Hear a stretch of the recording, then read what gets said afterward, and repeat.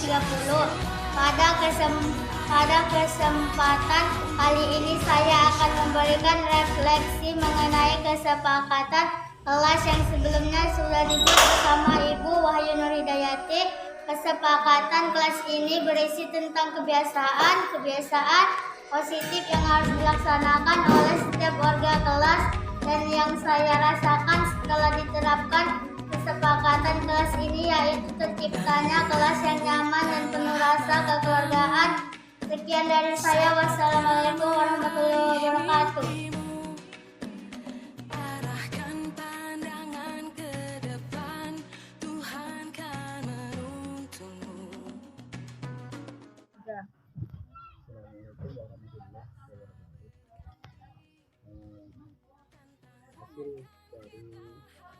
Dari materi yang disampaikan oleh Ibu Wahyu tentang segitiga restitusi dalam semacam masalah kasus terhadap siswa yang bermasalah di kelas dan di sekolah.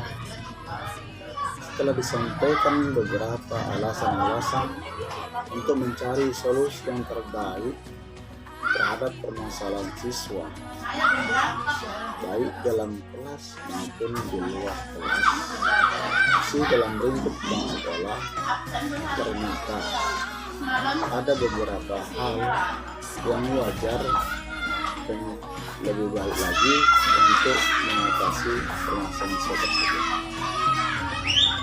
Hasil dari penyampaian materi yang disampaikan dipaparkan kepada kita semuanya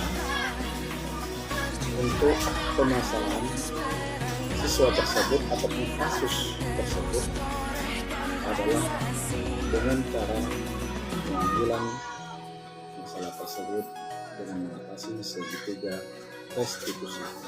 Yang pertama, mengubah jati dirinya. Artinya kita tanya secara individu siswa tersebut bagaimana kebetulan kita kembalikan. Belum tentu yang kita anggap itu benar dengan alasan yang dibuat. Untuk mengetahuinya, kita kembalikan jati diri, kita tanya secara individu sehingga hidup temunya akan menerapkan hampir sama suatu permasalahan. Yang kedua, validasi terhadap anak. Artinya apa? Kita simpulkan, kita palikkan siswa tersebut dengan permasalahan, dengan konteks apa permasalahan tersebut sehingga bisa ke atas. Boleh jadi di samping juga tersebut kita libatkan antara orang tua, guru, kemudian siswa. Kita dudukkan bersama sehingga orang tua juga dapat mengontrol siswanya, anaknya di rumah. Bila kelemahan itu bisa diambil kesimpulan dan disepakati bersama. Karena apa? Kehidupan di desa dengan pekerjaan orang tua itu berbeda-beda.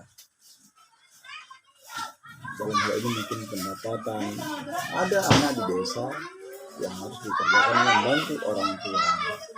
Oleh karena itu kita palikkan kembali terhadap masalah anak tersebut. Yang ketiga, meyakinkan terhadap kedisiplinan yang kita buat tadi itu kepada siswa. Kita kembalikan kepada siswa.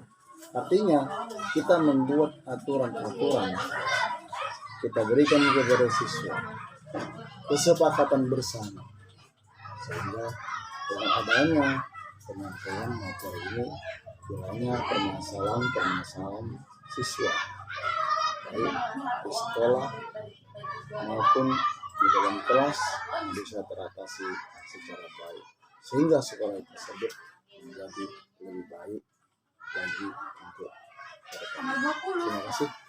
Mungkin itu saja yang sampaikan menurut saya dari penyampaian dari materi yang disampaikan oleh Ibu Wahyu. Selamat hari,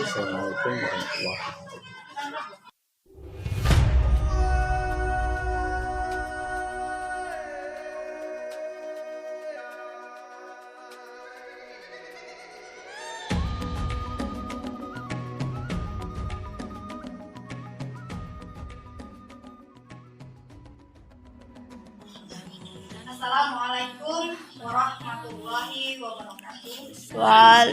warahmatullahi wabarakatuh. Alhamdulillah rabbil alamin wassalatu wassalamu ala asyrofil anbiya'i wal mursalin wa ala alihi wa sahbihi ajmain. Yang saya hormati Bapak Kepala Sekolah SD Negeri 015930, Bapak SPD. Juga yang saya hormati Bapak dan Ibu para peserta kegiatan pementasan pada hari ini. Sebelumnya saya ucapkan selamat datang kepada Bapak Ibu peserta kegiatan pementasan budaya positif program guru penggerak SD Negeri 015930 Alam Bogor yang diadakan pada hari ini, yaitu Jumat 24 Desember 2021. Guru bergerak Indonesia Maju, guru penggerak Merdeka Belajar.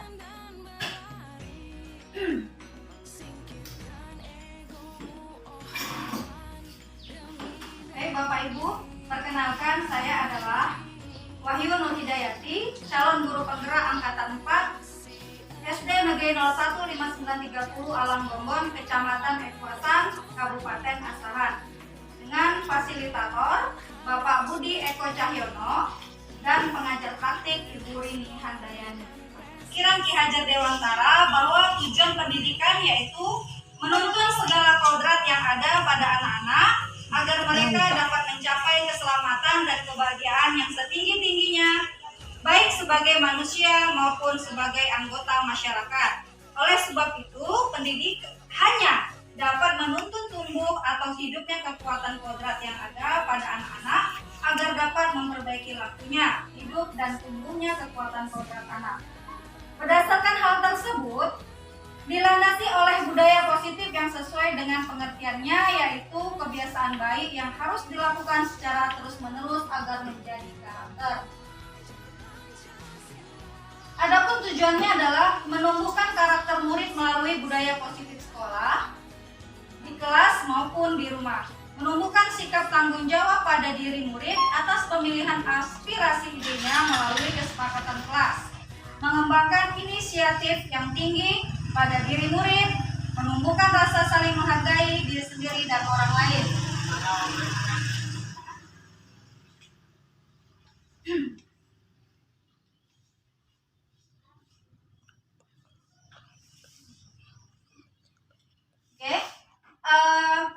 Pemahaman konsep ada 7 yang akan kita bahas ataupun saya sampaikan pada siang hari ini. Yang pertama, paradigma perubahan. Kedua, disiplin positif. Yang ketiga, motivasi perilaku manusia.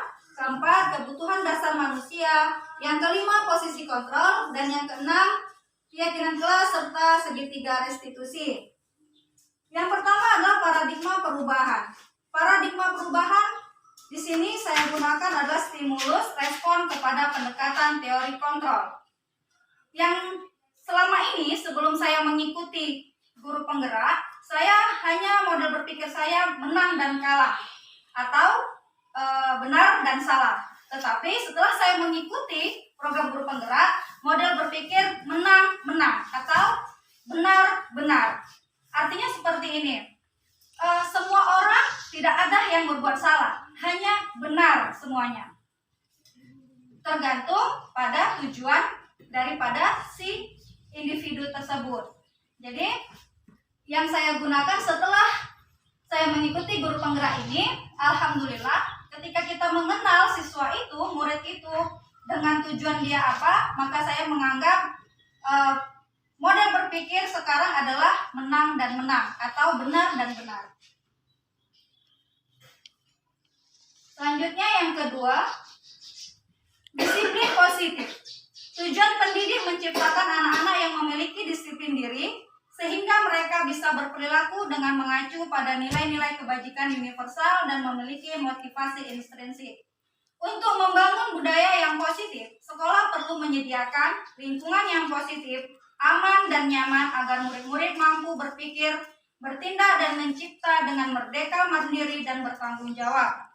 Salah satu strategi yang perlu ditinjau ulang adalah bentuk disiplin yang dijalankan selama ini di sekolah kita. Selanjutnya adalah motivasi perilaku manusia. Setiap manusia memiliki hak untuk menghindari ketidaknyamanan atau hukuman, untuk mendapatkan imbalan atau penghargaan dari orang lain, kemudian untuk menjadi orang yang mereka inginkan dan menghargai diri sendiri dengan nilai-nilai yang mereka percaya. Kemudian kebutuhan dasar manusia. Ketika kita mendapatkan apa yang kita inginkan, sebetulnya saat itu kita sedang memenuhi satu atau lebih dari satu kebutuhan dasar kita.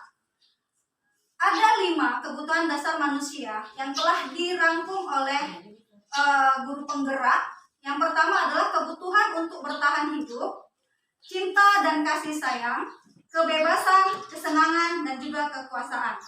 Sebagai contoh, ada seorang anak yang suka mengambil bekal makanan temannya. Di sini saya ingin bertanya kepada Bapak dan Ibu guru yang ada di sini.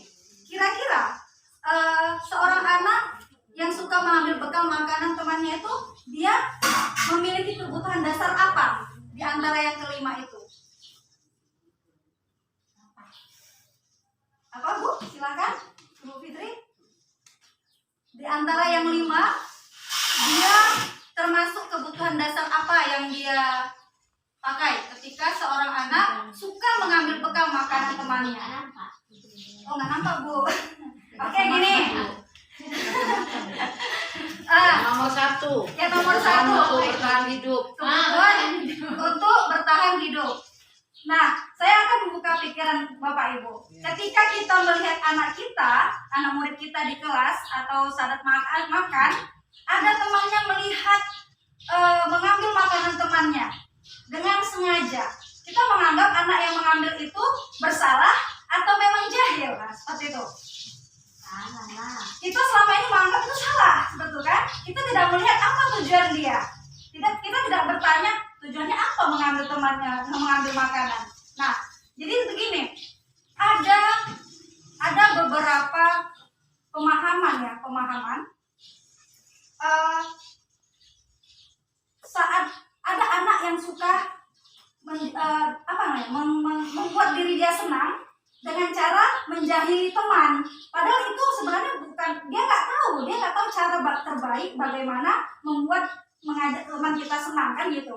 Ada anak yang memang ketika diambil makanannya, dia senyum, tertawa, senang karena mungkin jahil. Ada juga anak ketika diambil itu menganggap itu adalah salah. Seperti itu kan Bapak Ibu. Nah, jadi saya akan membuka kembali ketika kita mendapati kasus yang seperti itu. Coba tanya, coba lihat hatinya atau tujuannya apa. Tanya, tujuannya apa dia mau mengganggu temannya seperti itu. Itu dia. Jadi ketika yang dibilang Ibu Napsia tadi adalah kebutuhan untuk bertahan hidup, betul. Itu kebutuhan untuk bertahan hidup ketika pada satu sisi dia kelaparan. Ya, secara oke. Jadi ketika anak itu sedang tiba jumpa dengan anak yang memang tidak kelaparan, maka dia jatuhnya kepada kesenangan. Dia suka ganggu teman, nah gitu. Dia nggak tahu cara terbaik mengajak teman bercanda itu gimana. Bisa juga capek dia sama guru dia. Berarti dia jatuh kepada cinta dan kasih sayang. Iya. Bisa juga ya. Dia jahit sama kawannya, bisa. Iya, betul sekali Bu. Oke, jadi kebutuhan dasar manusia, saya rasa Bapak Ibu semuanya sudah paham dan sudah kita laksanakan sebenarnya sehari-hari. Kemudian dalam peristiwa atau kasus yang kita hadapi selama ini, ada posisi kontrol guru. Di sini saya mengambil 5 posisi kontrol. Pertama adalah sebagai penghukum. Yang kedua adalah membuat orang merasa bersalah. Oke, Bu. Ya, silakan, Bu. Yang ketiga sebagai teman. Yang keempat monitor atau pemantau. Yang kelima adalah manajer. Nah, terkadang kita sebagai guru pas emosi kita lagi naik di atas ubun-ubun, kita sebagai penghukum. Padahal kesalahan itu tidak terlalu hanya meletakkan sampah sembarangan aja, hanya tinggal menyuruh. Bagaimana cara yang terbaik? Kita sulit mengucapkan itu, hanya kita marah-marah. Kenapa dibuang di situ? Siapa yang di situ? Hanya seperti itu. Itu pada saat emosi kita ini. Jadi kita penghukum. Kemudian membuat orang merasa bersalah. Kita selalu mengucapkan kata-kata menyindir. Jadi merasa bersalah. Si anak tadi ini merasa bersalah. Kenapa sih nggak langsung aja diucapkan sama ibu kalau saya yang salah? Harus mensindir-sindir, nah gitu. Nah, ketiga sebagai teman. Kadang-kadang kalau pas uang kantong kita lagi penuh, kita aja deh sebagai teman. Karena kita lagi senang ya, karena lagi bahagia habis gajian. Biasanya seperti itu. Nah, kemudian sebagai pemantau. Hanya mantau dari jarak jauh. Kemudian yang terakhir sebagai manajer. Sebenarnya yang terbaik adalah sebagai manajer. Karena dari semua itu kita di sini kontrol emosi kita bisa lebih terkendali sebagai manajer. Nah, terakhir adalah keyakinan kelas. Keyakinan kelas di sini penyatuan pemikiran untuk mendapatkan nilai-nilai kebaikan serta visi sekolah yang diturunkan di kelas-kelas dan disepakati bersama secara universal lepas dari latar belakang suku, negara, bahasa maupun agama. Keyakinan akan lebih memotivasi seseorang secara intrinsik. Ciri utama berupa pernyataan-pernyataan universal dan senantiasa dibuat dalam bentuk positif. Jadi begini Bapak Ibu, selama ini kita di kelas itu ataupun di sekolah kita hanya buat peraturan. Seolah-olah semua orang harus mengikut dengan peraturan. Benar begitu kan Bapak Ibu? Nah, jadi bagaimana jika peraturan itu kita rubah dengan sebuah keyakinan? Keyakinan itu tumbuh dari dalam diri seseorang. Anak-anak kita ajak bagaimana cara membuat apa yang mereka inginkan. Keyakinan apa? Nah, keyakinan itu setelah mereka buat, contoh, ada satu anak, sering kita mendapati anak di sekolah kita ini malas sekolah. Alasannya banyak, jaga adik, keladang, ada aja alasannya. Jadi, kita minta sama anak tersebut, suruh membuat sebuah keyakinan. Keyakinannya itu adalah supaya rajin sekolah. Apa keyakinan yang mau kita buat? Rajin sekolah. Jadi setelah mereka mengutarakan pendapatnya rajin sekolah, maka anak tersebut mengingat ternyata aku punya keyakinan yang harus kulaksanakan. Tidak ada paksaan dari siapapun. Kalau kita yang memaksa, nah kamu harus sekolah, harus rajin sekolah, belum tentu dia mau, karena itu peraturan dari kita. Tapi kalau dia sendiri yang membuat peraturan itu, mudah-mudahan alhamdulillah anak-anak itu akan rajin bersekolah. Kemudian ada dalam setiap kasus ada segitiga restitusi. Tahapan untuk memudahkan para guru ataupun orang tua dalam melakukan proses untuk menyiapkan anaknya untuk melakukan restitusi. 3 tahap yaitu menstabilkan identitas, validasi tindakan yang salah, dan menanyakan keyakinan. Di sini saya tidak akan menjelaskan, tapi saya memberikan langsung contoh. Contoh video praktek posisi kontrol restitusi keyakinan kelas. Oke, Bima bisa dimatikan. Ini contoh ya Bapak Ibu. Contoh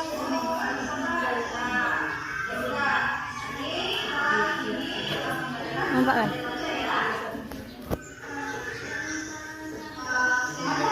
Sini aja.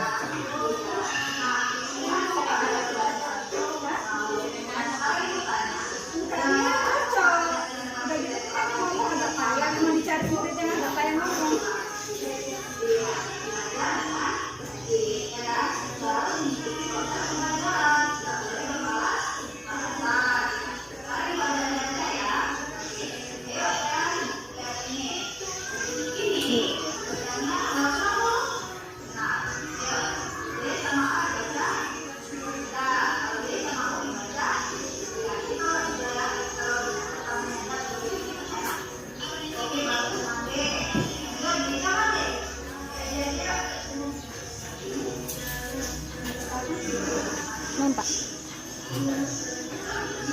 Nampak. Udah. Kalian sudah.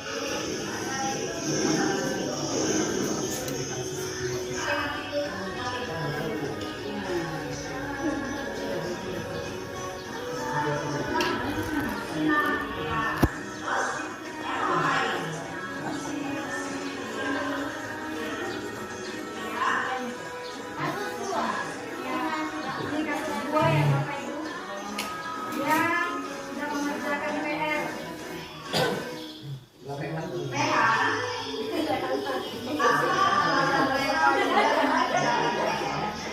Namanya nggak bisa baca, jadi nggak bisa mengerjakan PR.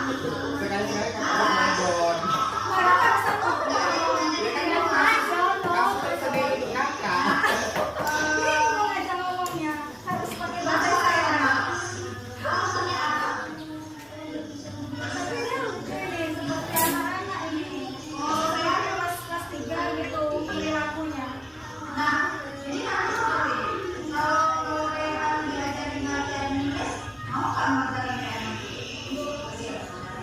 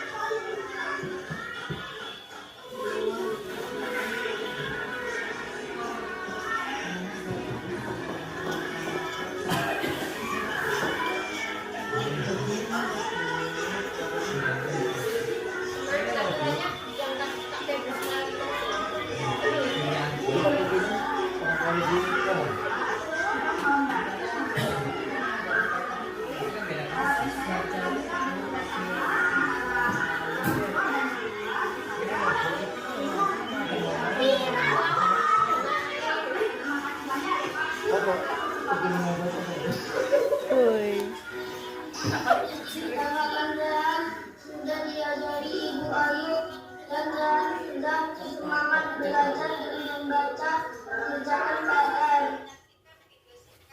Mahasiswa. Alhamdulillah Bapak Ibu mau. Oke, Bapak Ibu, itulah tadi contoh daripada penerapan modul 1.4 yang telah saya pelajari, dan saya harap Bapak Ibu semua bisa mempraktikkan segitiga restitusi yang ada di sekolah kita ini. Namun sebelum itu saya memberikan kesempatan kepada Bapak Ibu, jika ada yang ingin bertanyakan, saya berikan kesempatan. Silakan. Mudah-mudahan ya Bapak Ibu ya. Alhamdulillah.